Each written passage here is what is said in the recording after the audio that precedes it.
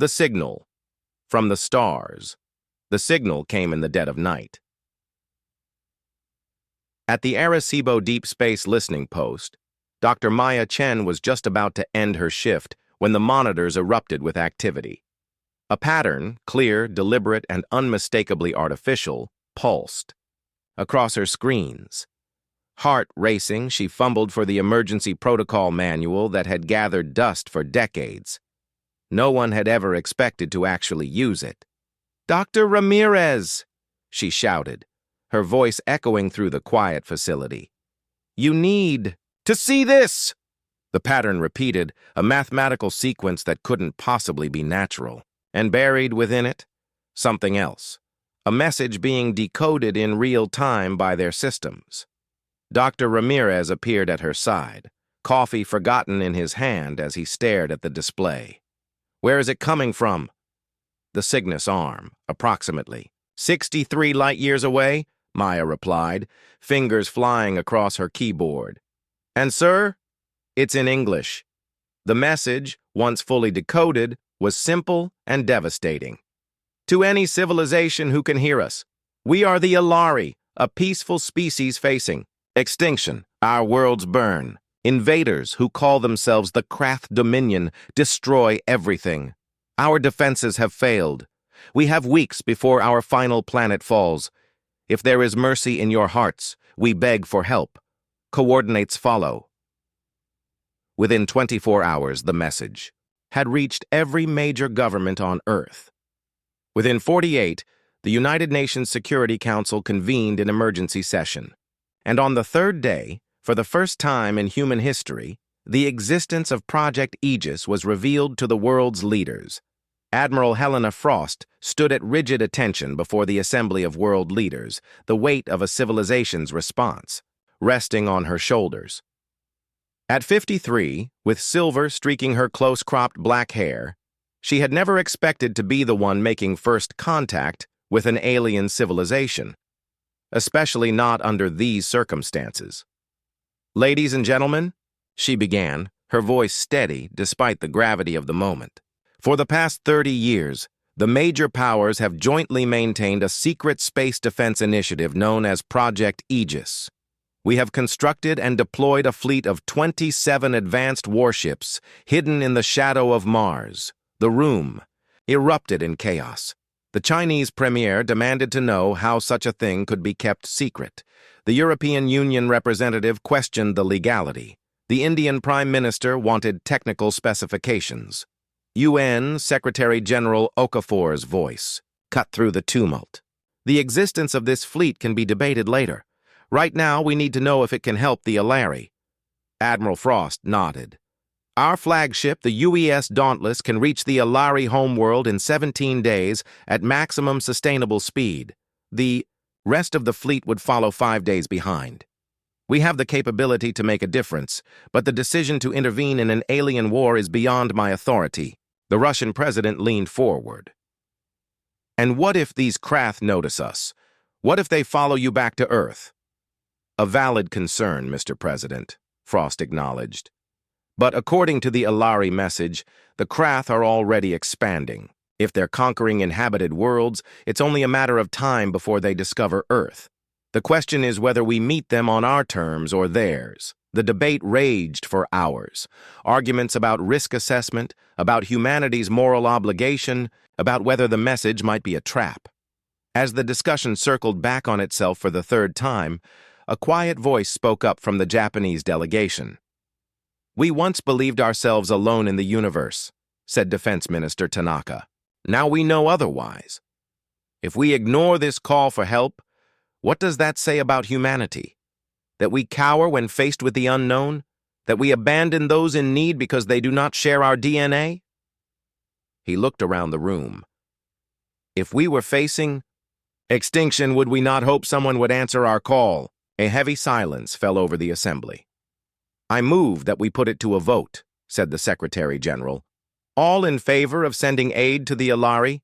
One by one, hands raised across the chamber. Not unanimous, but enough. History turned on this moment, and humanity chose to extend its hand to the stars. Commander Jackson Reed ran his hand over his freshly shaved head, a nervous habit from his days as a rookie pilot. At 38, he'd never expected to be selected to lead the first official human contact with an alien species. Yet here he was, standing in the loading bay of the UES Dauntless as his team made final preparations. Still getting used to the idea, Commander? Reed turned to find Dr. Sanjay Kapoor, the mission's chief xenobiologist, observing him with a knowing smile. "Aren't we all?" Reed replied. "1 minute I'm running training exercises in the belt, the next I'm heading a first contact mission to save an alien civilization. Not exactly how I pictured my career going." "History rarely asks permission before it drafts you," Kapoor said, his eyes twinkling behind rimless glasses.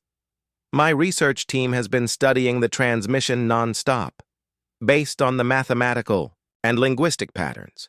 The Ilari likely process information similarly to humans. That should help with communication." "Any insights on these Krath?" Reed asked. Kapoor's expression darkened. "Very little. The message mentioned burning worlds and failed defenses. Whatever weapons the Krath possess, they outclass the Ilari significantly." Lieutenant Emma Torres approached, her combat exoskeleton whirring softly as she walked. As head of security, she'd insisted on full combat readiness from the moment they entered the Ilari system. "Combat team is prepped, sir," she reported. "All weapon systems checked and double-checked. If these Krath give us trouble, we're ready." Reed nodded. "Let's hope it doesn't come to that, Lieutenant. Our mission is to assess and assist." "With respect, Commander, the Ilari called for help because they're losing a war. We should be prepared to fight one." "Your concerns are noted," Reed said, "but let's not fire the first shot." Admiral Frost's voice came over the intercom, calling all senior officers to the bridge for final briefing. As they walked, Reed caught glimpses of crew members saying goodbye to family over video calls. The mission parameters allowed no real-time communication once they passed Mars' orbit. Any message sent back to Earth would take days to arrive, with replies taking just as long to return. On the bridge, Admiral Frost stood before a holographic display of their journey path. "Ladies and gentlemen," she began, "in 10 hours, we depart on humanity's first interstellar rescue mission. The Dauntless will be alone for 5 days before the rest of the fleet catches up. During that time, your primary objective is reconnaissance and first contact." She manipulated the display, zooming in on a blue-green world. "Based on the transmission, this is Ilara, the last Ilari stronghold. Commander Reed will lead a team to the surface while the Dauntless maintains orbit. You are authorized to provide humanitarian aid, defensive support, and limited military assistance as needed." Her expression grew stern. "Make no mistake, this is not an expedition. This is a rescue mission with potential combat.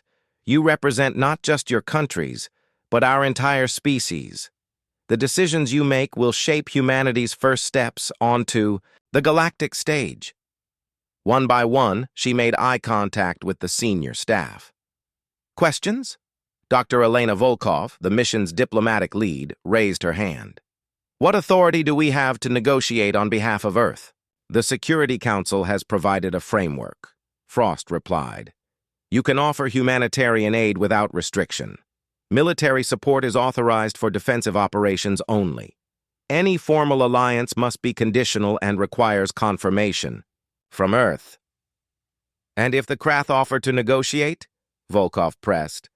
"Listen to their terms, but make no binding commitments. We know nothing about their culture or intentions beyond what the Ilari have told us." Reed spoke up next. "What's our protocol if the situation is already beyond salvaging when we arrive?" The Admiral's face tightened. "Rescue as many Ilari as possible and withdraw. I'll leave the ethical judgment in your hands, Commander. You'll be 17 light days from Earth, too far for real-time instructions." As the briefing continued, Reed found his thoughts drifting to the enormity of what they were about to undertake. Humanity had spent centuries looking to the stars. wondering if they were alone. Now they had their answer, and their first act would be to enter a war they barely understood. The launch was streamed to every corner of Earth. For the first time, humanity saw their secret guardians rise from behind Mars, a sleek behemoth of advanced technology. The Dauntless measured nearly a kilometer long, its hull gleaming with the emblems of every nation that had contributed to its construction. In Times Square, in Tiananmen Square, in Trafalgar Square, crowds gathered to watch humanity's champion depart. Children perched on parents' shoulders, pointing in wonder at the massive screens. Veterans stood at attention, offering salutes to comrades venturing farther than any human had gone before. Aboard the Dauntless, the crew performed final checks with practiced precision. In engineering, Chief Engineer Matsuda synchronized the revolutionary Shaw Fujikawa drives that would carry them beyond the solar system faster than humans had ever traveled. In medical, Dr. Abigail Chen stocked supplies that might be useless for alien physiologies, but represented humanity's good intent. On the bridge, Reed took his position as mission commander, while Admiral Frost settled into the captain's chair. "All stations report," she ordered. One by one, the departments confirmed their readiness. Last came navigation, where Lieutenant Commander Omar Khalid's fingers danced across holographic controls. "Course plotted to the Alari system, Admiral. Estimated travel time, 17 days, 4 hours. Frost nodded and opened a channel to mission. Control. "Houston, Dauntless is ready for departure." "Dauntless, you are cleared for launch," came the response. "Godspeed and good hunting." The Admiral addressed her crew, her voice carrying throughout the ship. "This is not a journey any of us expected to make. We leave behind our world to save another. We go not as conquerors, but as helpers, not as warriors seeking glory, but as humans answering a call." She paused, looking around at the faces of her crew, a representation of Earth's diversity united, in common purpose. "Engage Shaw Fujikawa Drive," she ordered. The stars themselves seemed to stretch as the Dauntless accelerated to speeds once thought impossible. Behind them, Earth and the Sun dwindled to mere points of light. Humanity had answered the call. For better or worse, they were on their way. In the officers' mess, 12 days into their journey, Reed found himself staring at the projected image of the Alari distress call. After thousands of analyses, they'd managed to extract a visual component, the face of the sender. The Alari looked surprisingly human-like. 2 eyes, though larger and entirely black, a nose-like respiratory opening, and a mouth. Their skin was a pale lavender, with fine, almost translucent scaling that caught the light. No hair, but elegant bony crests that might serve similar social signaling functions. Convergent evolution is fascinating, isn't it? Reed looked up to find Dr. Kapoor setting his tray down across the table. "You think it's coincidence that they look so much like us?" Reed asked. "Perhaps not entirely," Kapoor admitted. "Certain body plans are efficient for tool-using species, but I suspect the resemblance may be less striking in person." Lieutenant Torres joined them, nodding at the projection. "Friendly enough looking. Hard to imagine why anyone would want to wipe them out." "Resources, territory, ideology," Volkov said, appearing with her own meal. "The reasons for genocide rarely make sense to outsiders." Reed shut off the projection. 5 more days. Everyone's running final drills?" Torres nodded. "Combat teams are at 97% readiness. We've been running simulations based on the limited data about Krath weapon signatures from the Alari transmission. The diplomatic team has prepared greeting protocols in mathematical sequence," Volkov added. "If the Alari's translator technology functions anything like ours, we should be able to establish meaningful communication quickly." Reed poked at his food, appetite diminished by the weight of responsibility. "And if we're too late?" No one answered. "Immediately." "Then we bear witness," Kapoor finally said. "We ensure the Alari are not forgotten, and we learn everything we can about the threat these Krath pose to other worlds, including potentially our own." The conversation drifted to lighter topics, but Reed's mind remained fixed on their mission. 5 more days until they arrived at Alara. 5 more days until humanity's first direct encounter with alien life. Whether that encounter would be a rescue or a funeral remained to be seen. As he returned to his quarters that night, Reed found himself drawn to the observation deck. The view screen showed the distorted starscape of Shaw Fujikawa space, beautiful in its alien mathematics.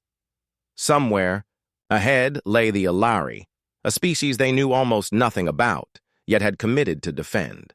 "Quite a view, isn't it?" Admiral Frost had entered silently, her reflection appearing beside his in the dark glass. "It's humbling," Reed admitted. "We're going further than any human has gone before to fight for people we've never met." "Having doubts, Commander?" Reed considered the question.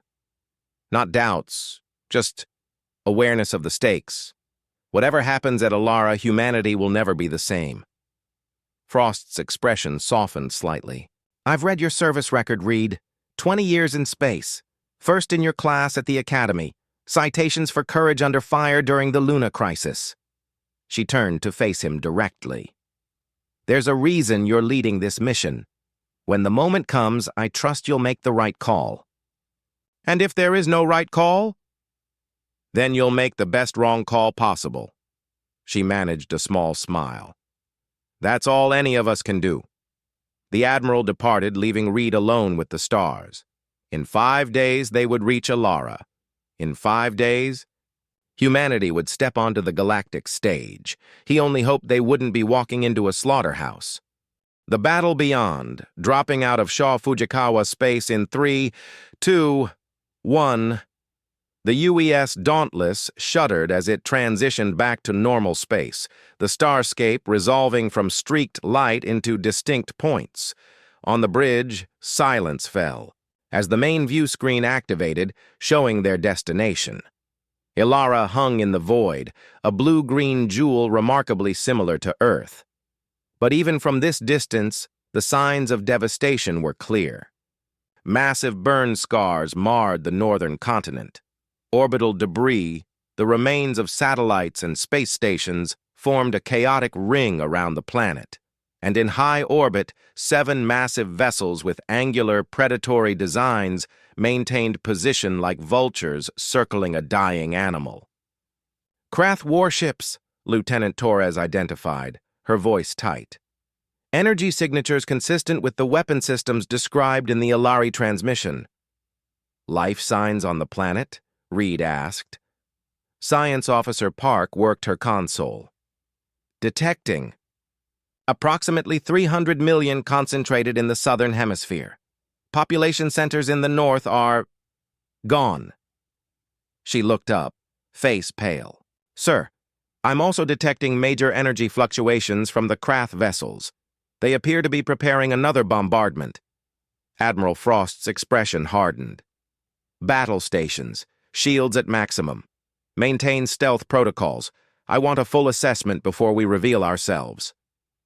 The bridge erupted into controlled activity as the crew carried out their orders.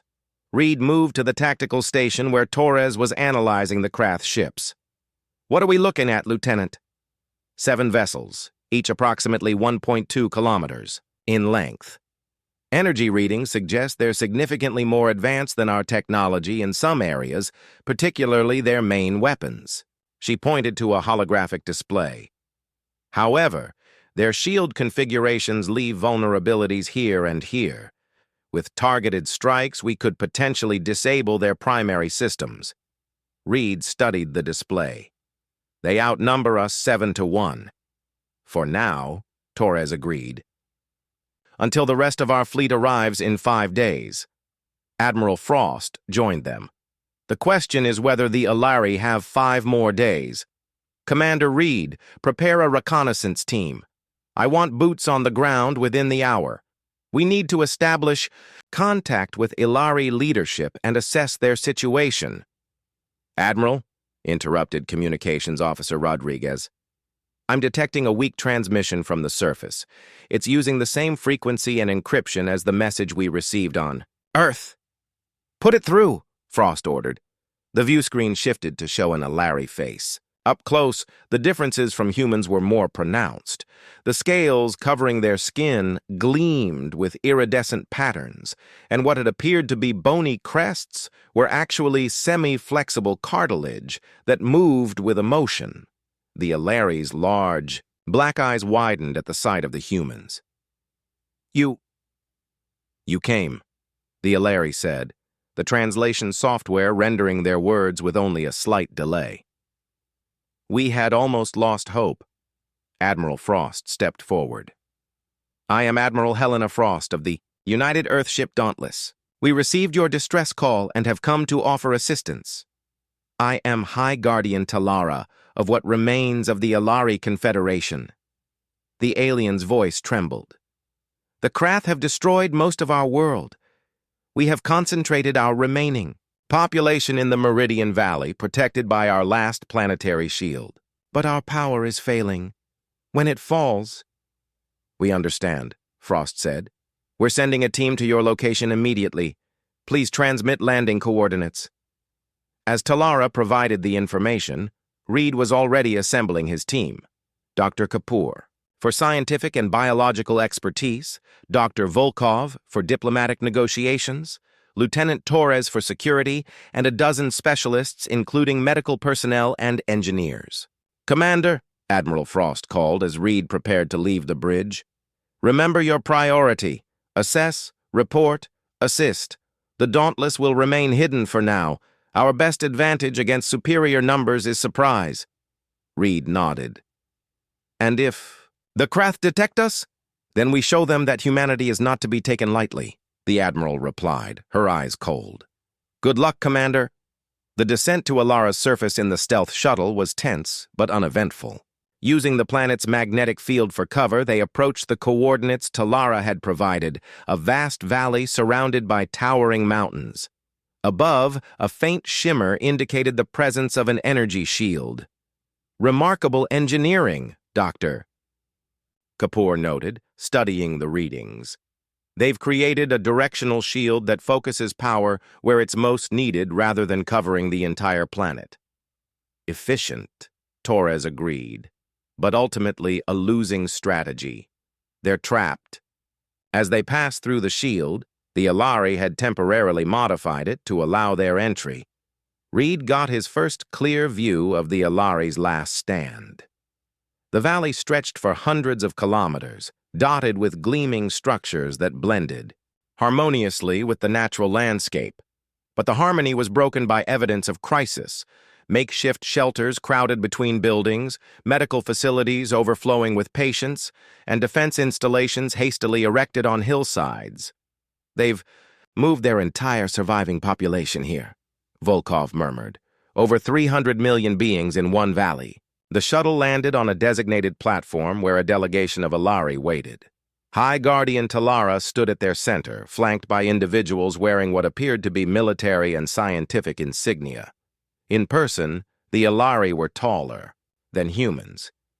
The shortest stood nearly 2 meters high, with graceful, elongated limbs and those expressive cartilage crests that rippled with color as they watched the shuttle doors open. Reed led his team out, removing his helmet once sensors confirmed the atmosphere was compatible with human physiology. The air was sweeter than Earth's, with hints of something like cinnamon. High Guardian Talara, Reed said, offering a respectful nod rather than attempting an unfamiliar greeting ritual. I am Commander Jackson Reed of Earth. We've come to help. The Alari's crest rippled with deep blue, emotion their translation software couldn't yet interpret. Commander Reed, Talara replied, pressing a four-fingered hand to her chest. The Alari welcome humanity with profound gratitude. Her black eyes moved over the human team. Though we sent our message with hope, we never truly expected anyone to answer. Earth does not abandon those in need, Reed said simply. Talara led them to a command center embedded in the base of a mountain. Inside, holograms displayed the shield's status, the position of Krath ships, and the distribution of Ilari throughout the valley. "Our situation is dire," an Ilari military commander named Varen explained. "The shield will fail within 72 hours. We've evacuated our remaining population here, but there is nowhere left to retreat." "What about evacuation?" Torres asked. "Do you have spacecraft capable of transporting civilians?" Varen's crest drooped. "The Krath destroyed our shipyards early in their attack. We have a few hundred short-range vessels hidden in mountain hangars, but nothing capable of outrunning Krath interceptors, and nowhere to go if we could escape." Reed studied the tactical display. "Tell us about these Krath. Why are they attacking? You?" "They are a coalition of species who believe in hierarchy through strength," Talara explained. "They see peaceful worlds as resources to be harvested, our scientists, our art, our technology. They take what they can use and destroy the rest." "They've done this before?" Volkov asked. "To 17 known worlds in the past decade. The Galactic Council maintains a defensive perimeter around its core systems, but frontier worlds like ours—" Talara gestured helplessly. "This Galactic Council," Reed pressed. "Why haven't they helped you?" "Too far, too risky. Too few resources to defend every world," Varen said bitterly. "They sent condolences when our first colonies fell." Reed exchanged glances with his team. The parallels were unsettling. The Ilari had placed their faith in a defensive alliance that abandoned them when danger came from an unexpected direction. "Need to know everything about Krath capabilities," Torres said. "Weapons, shields, tactics, anything that might give us an advantage." As the Ilari shared their intelligence, Reed studied their faces. Despite their alien features, he recognized the expressions: exhaustion, grief, and the faintest flicker of renewed hope. Dr. Kapoor and the medical team were already coordinating with Ilari doctors, comparing notes on biology and treatment options for the injured. Engineers from both species huddled over shield schematics, looking for ways to extend its life, and Volkov was establishing deeper communication protocols, building the foundation for human-Ilari cooperation. Reed stepped away to contact the Dauntless. "Admiral, we've made contact. The situation is urgent but not yet hopeless. The Ilari have approximately 72 hours before their shields fail." "Then we have 72 hours to develop a strategy," Frost replied. "What have you learned about our adversaries?" Reed transmitted the data the Ilari had provided. "They're technologically advanced but not invincible. Their main advantage has been overwhelming force against unprepared targets. Like Earth would have been if they'd found us first," Frost noted grimly. "What do you recommend, Commander?" Reed took a deep breath. "We can't wait for the rest of the fleet, Admiral. The Ilari shield won't last that long. I believe we should engage the Krath as soon as we have a workable strategy."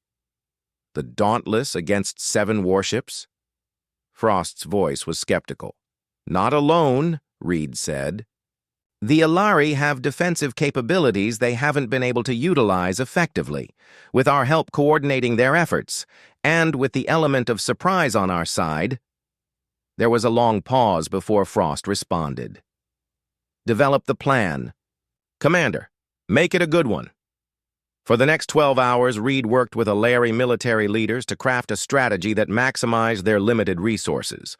The Ilari had defensive installations hidden throughout their system, automated platforms, minefields, and energy disruptors that had proven ineffective when deployed piecemeal against the Krath onslaught.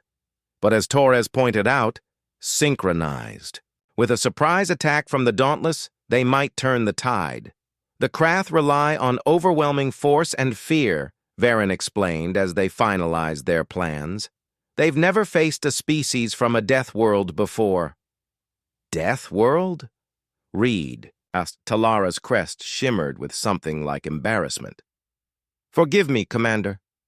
In our classification system, Earth would be considered a death world, a planet with environmental conditions so harsh that any species evolving there would develop exceptional survival traits. The gravity, the atmospheric composition, the diversity of predators and pathogens. You're saying humans are tougher than most species out here? Torres asked, a hint of pride in her voice. Physically, yes, Varen confirmed. Your reflexes are faster, your body's more resilient to damage, and your adaptability is concerning. The Krath would consider you a significant threat if they knew. Then let's make sure they find out, Reed said, finalizing the battle plan. The strategy was audacious. The Dauntless would reveal itself, drawing Krath attention while Ilari defensive systems activated simultaneously across the system. The goal wasn't to destroy all 7 Krath vessels, an impossible task, but to disable enough to buy time until the Earth fleet arrived. As dawn broke over the Meridian Valley, Reed prepared to return to the Dauntless. Before he left, Talara led him to a viewing platform overlooking the valley. In the morning light, Reed could see Ilari children playing in gardens, scientists working in laboratories, artists creating even amid destruction. "This is what you're fighting for, Commander," Talara said softly. "Not just our lives, but our way of life. Our future." Reed nodded, the weight of responsibility settling deeper. "We won't let you down." Krath vessels maintaining orbital pattern, Torres reported as Reed returned to the bridge of the Dauntless. "No indication they've detected us." Admiral Frost studied the battle plan Reed had developed with the Ilari. "This is a significant risk, Commander. Even with coordinated strikes, we'll be outnumbered. The alternative is watching another civilization. Burn, Admiral. I don't believe that's why Earth sent us." Frost's expression remained stern, but she nodded. "Very well. Battle stations. All hands prepare for combat operations." Throughout the ship, crew members moved with purpose, securing equipment, checking weapons, and manning their posts. In engineering, Chief Engineer Matsuda ran final diagnostics on the Shaw Fujikawa Drive. They might need to make a quick exit. In medical, Dr. Chen prepared for casualties. On the bridge, Reed took his position as tactical commander, while Admiral Frost settled into the captain's chair. "Open a channel to High Guardian Talara," Frost ordered. Talara's face appeared on screen, her crest rippling with anticipation. "Admiral Frost, we are ready to coordinate on your mark." "Synchronize countdown," Frost replied. "Attack commences in 3 minutes." As the seconds ticked down, Reed studied the enemy ships. The Krath had grown complacent, believing the Ilari defeated. They maintained minimal shields and scattered formations, conserving energy for their next bombardment. They had no idea what was coming. 1 minute, Frost announced. "Weapons at full charge, shields at maximum." 50 seconds, Torres counted. Target solutions locked for all primary weapons. Reed thought of the Ilari children he'd seen playing that morning, of Earth, still blissfully unaware of the wider galactic conflicts, of the message that had traveled 63 light years to reach them, and the choice humanity had made to answer. 30 seconds. Around the system, hidden Ilari defenses powered up for the first time, waiting for the signal to engage simultaneously.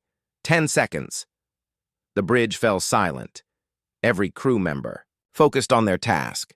"Execute," Admiral Frost commanded. The Dauntless dropped its stealth systems and surged forward, engines flaring as it accelerated toward the closest Krath vessel. Simultaneously, weapons platforms scattered throughout the Ilari system activated, targeting Krath ships with precision strikes. The Krath response was immediate but confused. Alarms blared across their fleet as they detected multiple threats appearing simultaneously.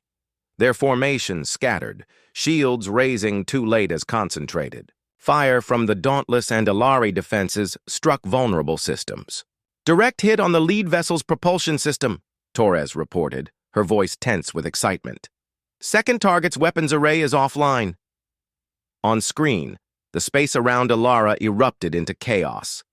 Energy beams crisscrossed the void, mines detonated against Krath hulls, and the Dauntless wove between enemy vessels, its more advanced maneuverability giving it an edge despite being outgunned.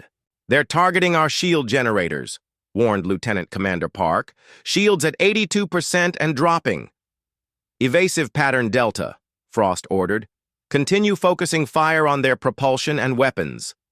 The Dauntless rolled beneath a barrage of energy fire, returning volleys that struck with precision. One Krath vessel, its engines crippled by Ilari mines, drifted helplessly. Another, caught between crossfire from multiple defense platforms, suffered catastrophic systems failures. "Two enemy ships disabled," Torres reported. "One heavily damaged. 4 still fully operational and converging on our position." Reed studied the tactical display. "They're adapting to our attack pattern. Recommend we—" His words cut off as the Dauntless rocked violently, thrown sideways by a direct hit from the largest Krath vessel. "Shields at 47%, Park called out over the blare of warning klaxons. "Hull breach on Deck C. Damage control teams responding." "Return fire! All batteries!" Frost commanded. "Target their command center!" The Dauntless's weapons lashed out, striking the Krath flagship with concentrated fury. For a moment, it seemed the assault would break through. Then additional Krath vessels moved to protect their leader, combining shields.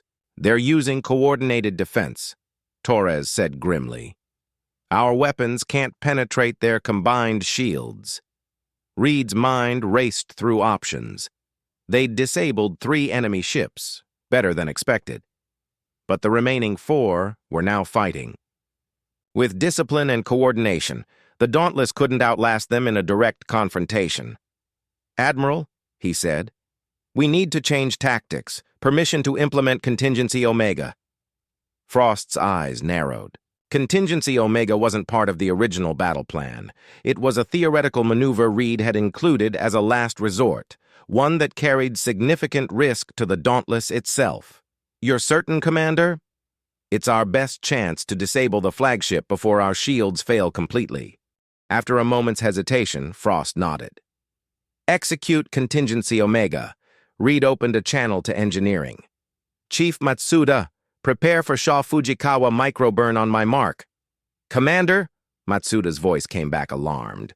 "A microburn inside a gravity well is extremely dangerous. The spatial distortions could damage our drive beyond repair." "Understood, Chief. But we need the disruption effect. Prepare the drive." Reed turned to navigation. "Khalid, plot a course that will bring us within 500 meters of the Krath flagship, then execute a 70-degree vertical climb." "That'll put us directly in the crossfire of all remaining enemy vessels," Khalid warned. "Exactly," Reed confirmed. "Torres, time your volley for the exact moment of the micro-burn." Understanding dawned in the lieutenant's eyes. "The spatial distortion will temporarily disrupt their shields." "Giving us a clean shot at their command center," Reed finished. "Everyone clear on the plan? We'll have one chance at this." The bridge crew nodded, faces set with determination. Reed opened a channel to Talara. "Hi, Guardian. Prepare your remaining defense platforms to target any Krath vessel that breaks formation in the next 30 seconds. "Understood, Commander. May fortune favor your bravery." The Dauntless banked hard, accelerating toward the Krath flagship. Enemy fire intensified, the ship shuddering with each impact against its weakening shields. "Shields at 31%, Park reported. 29, 27. "Stay on course," Frost ordered. "All power to forward shields." The massive Krath flagship grew larger on the view screen as they approached, its angular form bristling with weapons. The other 3 operational Krath vessels moved to intercept, exactly as Reed had hoped. "Distance to target, 1,000 meters, Khalid announced. 800, 600. "Prepare for micro-burn," Reed ordered. "Chief Matsuda, stand by." 500 meters to target, Khalid called. "Executing vertical climb now." The Dauntless pulled up sharply, engines screaming as it changed course directly in front of the Krath flagship. For a critical moment, all 4 enemy vessels had clear shots at the human ship. "Now!" Reed shouted. Deep in engineering, Matsuda triggered the Shaw Fujikawa drive for a microsecond, not long enough for actual faster-than-light travel, but enough to create a localized distortion in space-time. The effect was immediate and dramatic. A ripple of energy pulsed outward from the Dauntless, momentarily disrupting all energy fields in its vicinity, including the Krath ship's shields. "Fire everything!" Admiral Frost commanded. Every weapon on the Dauntless discharged simultaneously, the combined energy striking the suddenly vulnerable Krath flagship. Across the system, Ilari defense platforms did the same, focusing on the other 3 vessels. The Krath flagship's bridge section erupted in a series of explosions as the barrage found its mark. Systems failed across the massive vessel, its lights flickering and dying. The 3 supporting ships, their own shields compromised, took severe damage from the Ilari strikes. "Direct hit on the flagship's command center," Torres reported, unable to keep the triumph from her voice. "They're going dark across all systems." The microburn destabilized the Shaw Fujikawa matrix, Matsuda reported from engineering. FTL. Capability at 26% and falling. "Status of Krath vessels?" Frost demanded. "Flagship is effectively disabled," Park reported.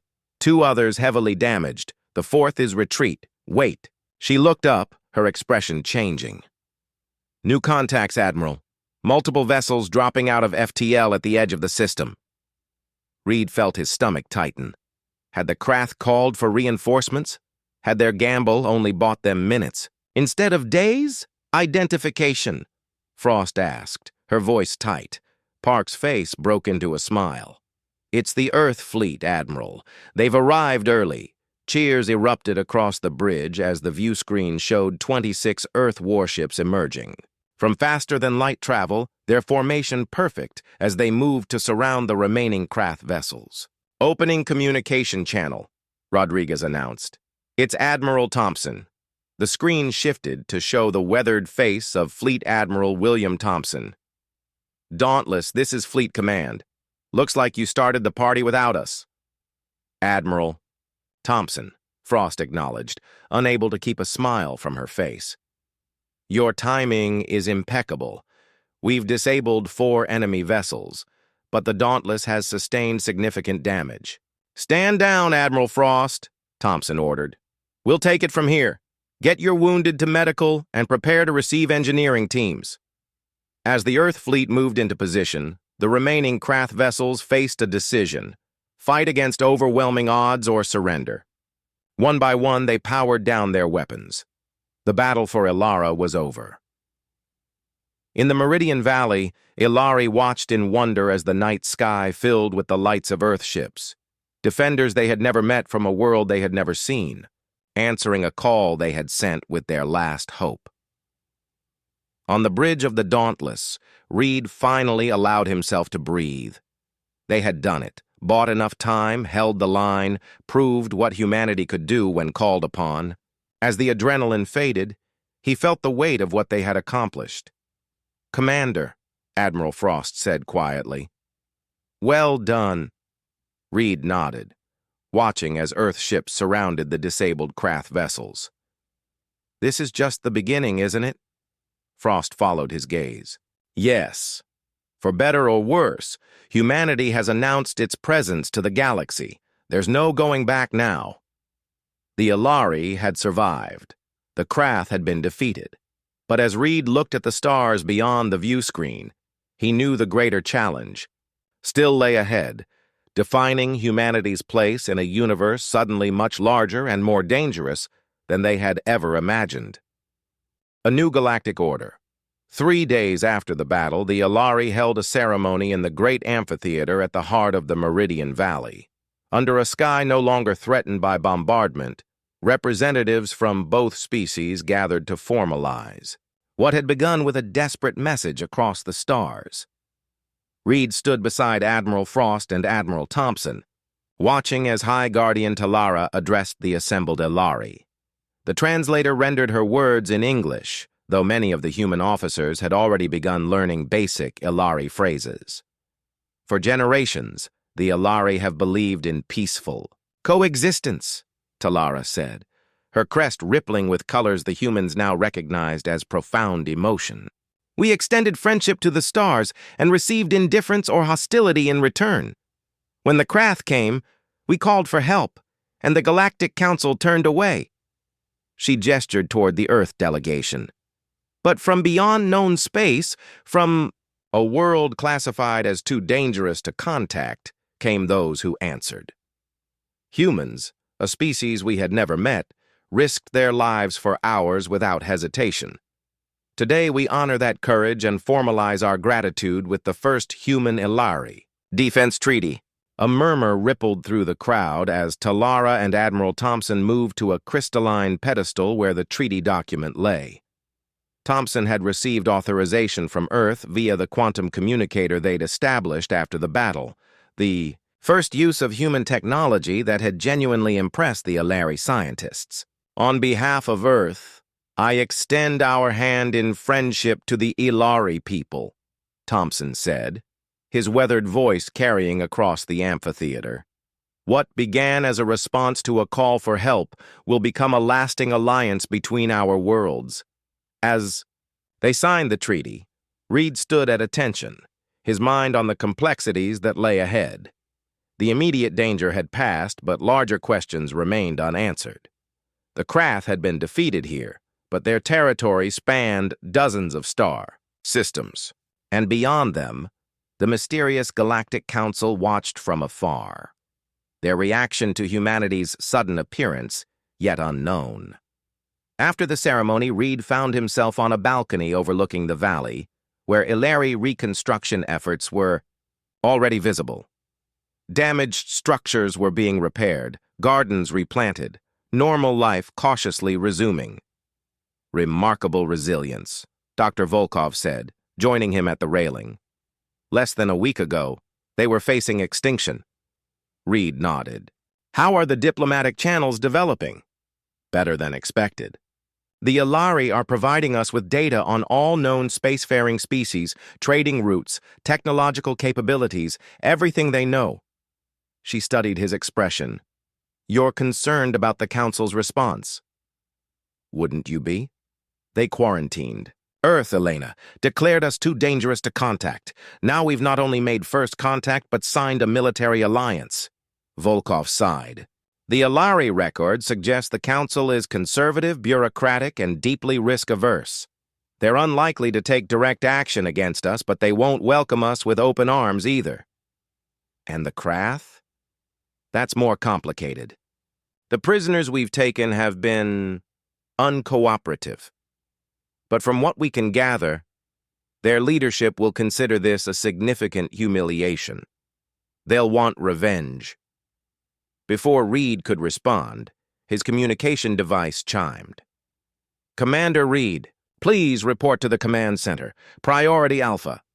When Reed arrived, he found Admirals Frost and Thompson in conference with Talara and several Ilari military leaders. The atmosphere was tense. Commander, Thompson acknowledged, we have a situation developing. 12 hours ago, long-range sensors detected a quantum ripple consistent with faster-than-light communication directed toward Krath space. 6 hours ago, our patrols identified increased activity at the edge of the system. The Krath are calling. Reinforcements, Reed concluded. Not just reinforcements, Talara said grimly. Based on the energy signatures, we believe they're assembling a punitive fleet, at least 30 capital ships. They intend to make an example of Alara, and now of Earth as well. Our fleet consists of 27 vessels, Admiral Frost noted. Even with Ilari support, we're outmatched if they bring their full strength to bear. Reed studied the tactical display showing the estimated Krath positions. When can we expect reinforcements from Earth? That's part of the problem, Thompson said. The UN Security Council is divided on next steps. Some nations want to commit more resources to defend Ilara. Others are suggesting we evacuate as many Ilari as possible and withdraw to regroup at a more defensible position. Abandoning Ilara, Reed said flatly. Thompson's expression tightened. Not my recommendation, Commander, but a possibility we must consider. The Krath clearly outgun us. If they bring their full might to bear, we could lose our entire fleet, and with it, Earth's primary defense. High Guardian Talara's crest had darkened to a deep indigo, a sign of distress, Reed had learned. We understand the difficult position our alliance has placed Earth in, she said softly.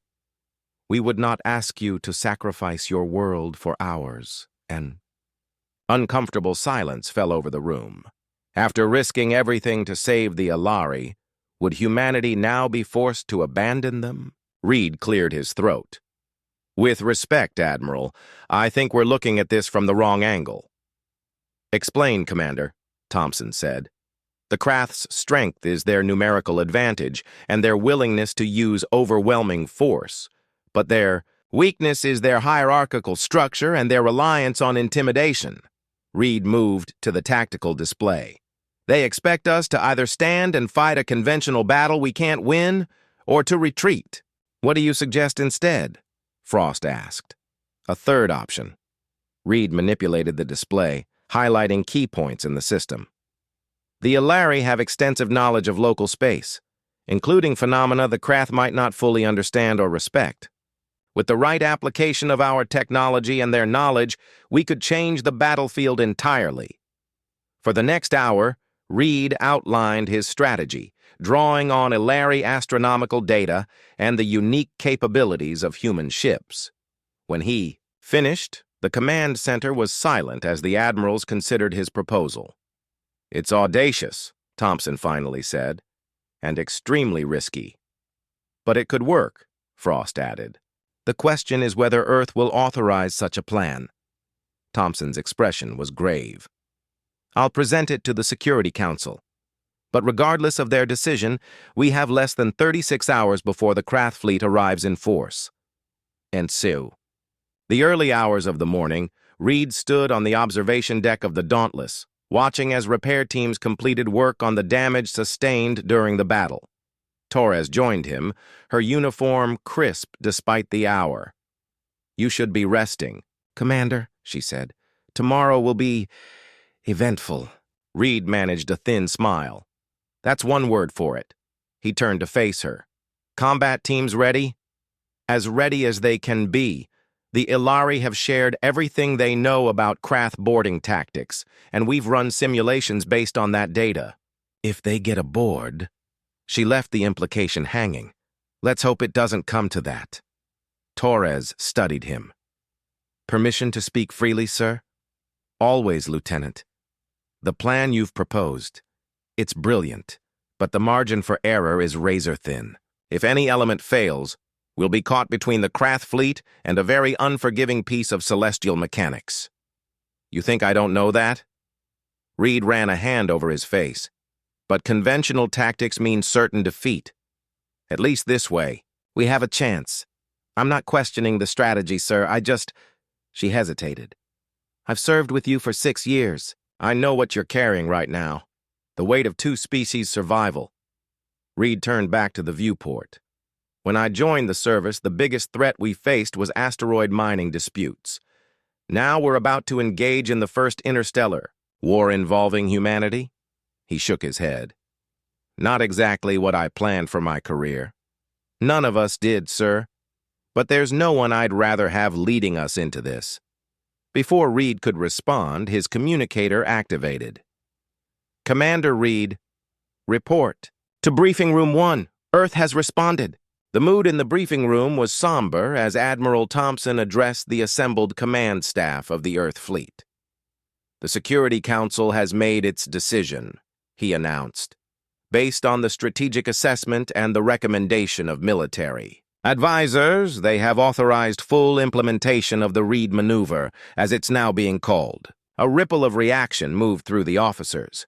Reed kept his expression neutral, though his pulse quickened. Additionally, Thompson continued, Earth has committed to sending a second fleet to reinforce our position. However, they won't arrive. For at least 2 weeks. We must hold the line until then. He activated the central display, showing the latest intelligence on the approaching Krath fleet. 32 capital ships confirmed, along with supporting vessels. Their estimated time of arrival has been updated to 28 hours from now. Sir, a captain asked, what about civilian evacuations? The Ilari are loading as many civilians as possible onto their remaining ships, Thompson replied. Priority given to children and essential knowledge keepers. Earth vessels will accommodate as many as we can, but he didn't need to finish the thought. Most of the Ilari would remain on their homeworld, their fate tied to the outcome of the coming battle. We've all studied Commander Reed's strategy, Thompson continued. It's unorthodox and high risk, but it offers our best chance of victory. Against superior numbers, each ship commander will receive specific tactical instructions within the hour. Prepare your crews. As the meeting adjourned, Thompson gestured for Reed to remain behind. When they were alone, the Admiral's formal demeanor softened slightly. This is your plan, Commander. Earth has endorsed it. I've endorsed it. But I need to know you're fully confident in its execution. Reed met the Admiral's gaze directly. I am, sir, but it requires precise timing and coordination between our fleet and the Ilari defense systems. Then you'll oversee that coordination personally. Effective immediately, you're promoted to acting captain and transferred to command the UES Defiant. The ship's design makes it ideal for the maneuver's central role. Reed blinked in surprise. Sir, Save it, Reed. You've earned it. Besides, the person who conceived this strategy should be the one executing it. Thompson extended his hand. Congratulations, Captain. Don't make me regret this. 26 hours later, Reed stood on the bridge of the Defiant, a sleek, fast attack vessel positioned at the edge of the Ilari system. Behind him, the Earth fleet had taken formations unlike any conventional battle array, a fact the approaching Krath would soon notice. Status report, he ordered. Ilari gravitational mapping complete, his science officer reported. All fleet positions synchronized. The Dauntless and heavy cruisers are in position at coordinates Alpha 3. Krath fleet has entered the system, Tactical announced. 32 capital ships confirmed plus support vessels. They're moving in standard conquest formation, wide dispersal for maximum orbital bombardment coverage. Reed nodded. Their intelligence had been accurate. The Krath were coming to make an example of Ilara, a swift, overwhelming show of force to punish those who dared resist and any who helped them.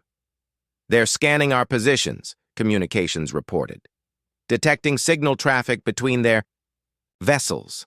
They appear confused by our deployment. Good, Reed said. The Earth fleet had positioned itself in a pattern that made no sense by conventional tactics. Ships clustered in seemingly vulnerable groups, leaving critical approaches undefended.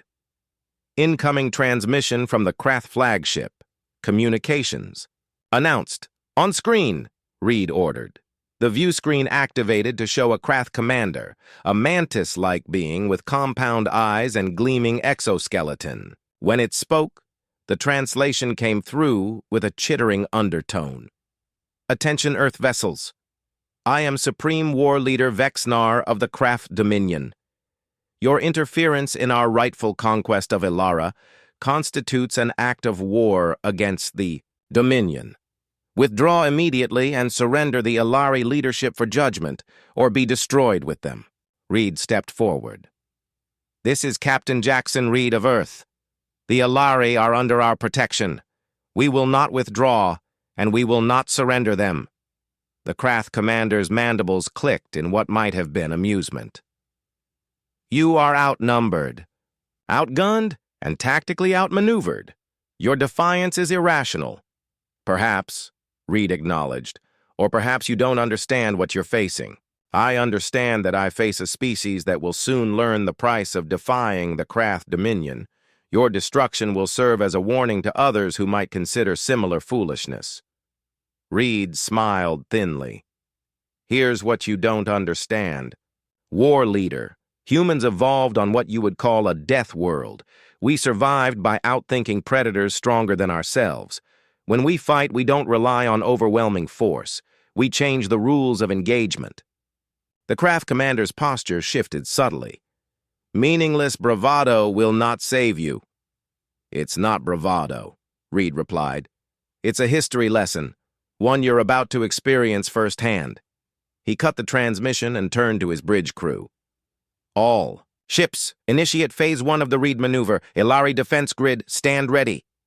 Across the Ilari system, Earth vessels began moving in seemingly chaotic patterns. To the approaching Krath fleet, it appeared that the human defenders were breaking formation, perhaps panicking or attempting to regroup. The Krath pressed their perceived advantage, accelerating toward what they believed were vulnerable Earth vessels.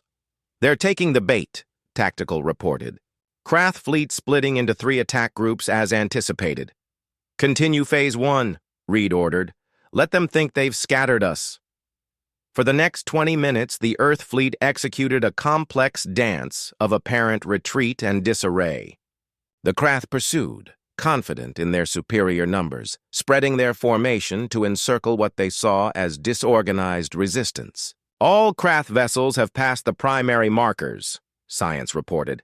They've entered the target zone, Reed nodded. Begin Phase 2. All ships execute synchronized burn on my mark. Throughout the Earth fleet, propulsion systems powered up for precisely calculated maneuvers. 3, 2, 1, mark. As one, the scattered Earth vessels executed identical engine burns, their formations suddenly revealing a pattern invisible until this moment. They weren't retreating. They were herding the Krath fleet into position. Krath commanders are realizing something's wrong, communications reported. They're ordering their fleet to regroup. Too late, Reed said. Activate the Ilari gravitational disruptors.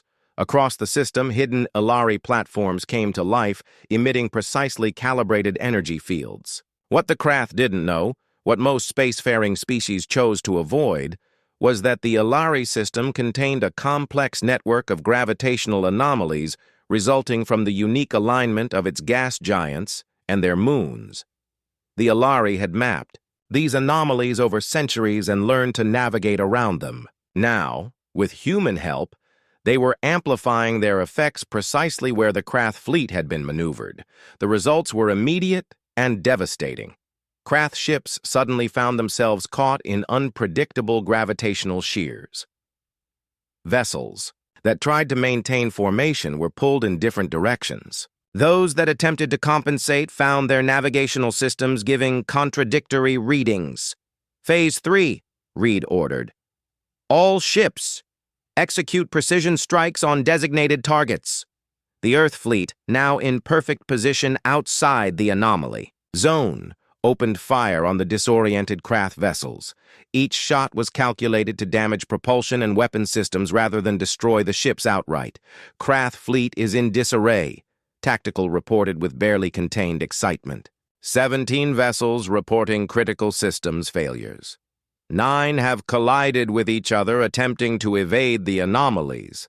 The remainder are trying to retreat, but the gravitational interference is preventing coordinated movement. The Krath flagship is hailing us, communications announced. Reed nodded. On screen, War Leader Vexnar appeared again, but this time the confident posture was gone. Behind him, the bridge of his vessel was in chaos, damage visible. What have you done? The Krath demanded. Change the rules, Reed replied simply. Your ships are caught in a naturally occurring gravitational anomaly, amplified by Ilari technology. The more you struggle, the more damage your fleet will sustain. This is trickery! Cowardice! No, Reed corrected. This is strategy. You came expecting to overwhelm us with superior numbers in conventional combat. Instead, we used our knowledge of local space to neutralize your advantage. He leaned forward. Now you have a choice, War Leader. You can continue this battle and lose your entire fleet, or you can surrender. The Krath commander's mandibles clicked rapidly in what humans would later learn was a sign of extreme agitation. The Krath Dominion does not surrender. Then you learned something new today. Reed's voice hardened. You have 5 minutes to signal your surrender, or we will be forced to destroy what remains of your fleet. The screen went dark as the Krath cut transmission. They're attempting to coordinate their remaining functional vessels, Tactical reported. Trying to establish a defensive perimeter. Reed watched the tactical display, where the Krath ships struggled against both the Earth fleets, precision strikes and the invisible forces trapping them. It was a desperate gambit by a species unaccustomed to defeat. 4 minutes later, as Earth vessels moved into position for the final assault, the signal came. Captain, communications called. The Krath flagship is broadcasting surrender protocols on all frequencies. A cheer erupted on the bridge, quickly, silenced by Reed's raised hand. Confirm surrender acceptance procedures. All ships maintain weapons lock until verification is complete. The next hours passed in a blur of activity as Earth forces secured the disabled Krath vessels. Boarding parties, led by Torres and her security teams, took control of key systems to prevent self-destruction or last-minute attacks.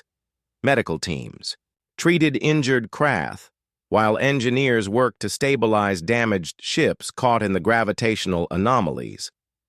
By nightfall, the unprecedented had occurred. The Krath Dominion, terror of the sector for decades, had surrendered to a species they hadn't known existed 2 weeks earlier. 1 week after the battle, representatives from Earth, the Ilari Confederation, and, under heavy guard, the Krath Dominion gathered in the Ilari Great Hall. The proceedings were being transmitted back to Earth, where billions watched the first interstellar peace negotiations involving humanity. Admiral Thompson led the Earth delegation, with Reed and the other ship captains flanking him. High Guardian Talara represented the Ilari, while a subdued war leader Vexnar spoke for the Krath. The terms were non-negotiable. The Krath would withdraw from all Ilari territory, return all captives and stolen resources, and accept limitations on their fleet size and movement for the next decade. Most significantly, they would acknowledge the Earth-Ilari Defense Pact and refrain from any action against worlds under its protection. As Vexnar grudgingly applied his mark to the agreement, a commotion arose at the entrance to the hall. A delegation of new arrivals entered, beings of various species, all wearing elaborate robes with insignia Reed didn't recognize. The Galactic Council observers have arrived, Talara whispered to the Earth officers. Earlier than expected. The lead council representative, a tall, crystalline being that seemed to shimmer with internal light, approached the central podium. When it spoke, its voice resonated with harmonics that the translation system rendered into precise, formal language. I am Archon Zilvarin of the Galactic Council. We have come to observe this unprecedented situation and determine its implications for galactic stability. Admiral Thompson stepped forward. We welcome the Council's interest. I am Fleet Admiral William Thompson, representing Earth. The Archon's crystalline form pulsed with light. Earth, the quarantined Deathworld. Your species was deemed too unpredictable, too aggressive for contact. Yet here you stand, having defeated the Krath Dominion and established an alliance with the Ilari. We answered a call for help, Thompson said simply, as any sentient beings should. Most interesting. The Archon turned to survey the assembled delegates. The Council must now reassess many of its assumptions. This intervention has disrupted established patterns. With respect, Archon, Reed interjected, those established patterns left the Ilari defenseless against Krath aggression. The Council's policy of non-intervention failed them.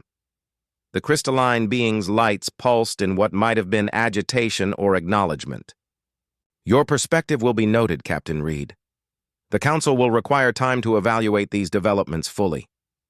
And in the meantime, Thompson asked, the quarantine status of Earth is suspended pending review. The Council acknowledges the Earth-Alari Defense Pact as a regional security arrangement. The Archon's tone became more formal. However, the Council advises caution in further expansion of human influence. Your species remains concerning to many Council members. Reed exchanged glances with Thompson. The message was clear. Humanity had earned a place at the table, but remained on probation in the eyes of the galactic community. "We understand," Thompson replied diplomatically. "Earth seeks peaceful cooperation, but we will continue to defend those who cannot defend themselves." As the formal proceedings concluded, Reed found himself approached by Talara, whose crest rippled with the golden hues of profound emotion. "Captain Reed," she said, "the Alari will never forget what humanity has done for us. You answered our call when no one else would. You risked your lives for a species you had never met." Reed smiled. "That's who we are, High Guardian. For all our flaws, humans tend to help when we can." "The Council fears you," Talara observed. "They see your adaptability, your willingness to fight, your unconventional thinking, and they worry what it might mean for the established order." "They're not entirely wrong to be concerned," Reed admitted. "Humanity's history is filled with conflict, but it's also filled with cooperation, with extending hands across differences, with building rather than destroying." Talara's crest shifted to a contemplative blue. "Perhaps that is why you were the ones to answer our call. Because you understand both the necessity of peace and the cost of defending it." Reed looked around the great hall where humans mingled with Ilari, where even the defeated Krath were being treated with dignity, where council representatives watched with cautious curiosity. "This is just the beginning," he said. "Earth has taken its first steps into a much larger universe. What happens next will depend on choices made by all species, not just ours." "And if others call for help, as we did?" Talara asked. Reed's expression grew determined. "Then they'll find Earth ready to answer. That's the kind of galactic community we want to build, one where no civilization faces extinction alone." The Earth delegation prepared to return to their ships. Reed took a final look at the stars visible through the hall's crystal dome. Somewhere out there, other worlds might be facing their own existential threats. Other civilizations might be sending desperate messages into the void, hoping someone would listen. And now, humanity was listening. A species from a Deathworld, evolved through adversity, tempered by conflict, yet defined by its capacity for compassion. A species that, when called upon, had proven willing to fight for strangers among the stars. The galaxy would never be the same, and neither would Earth.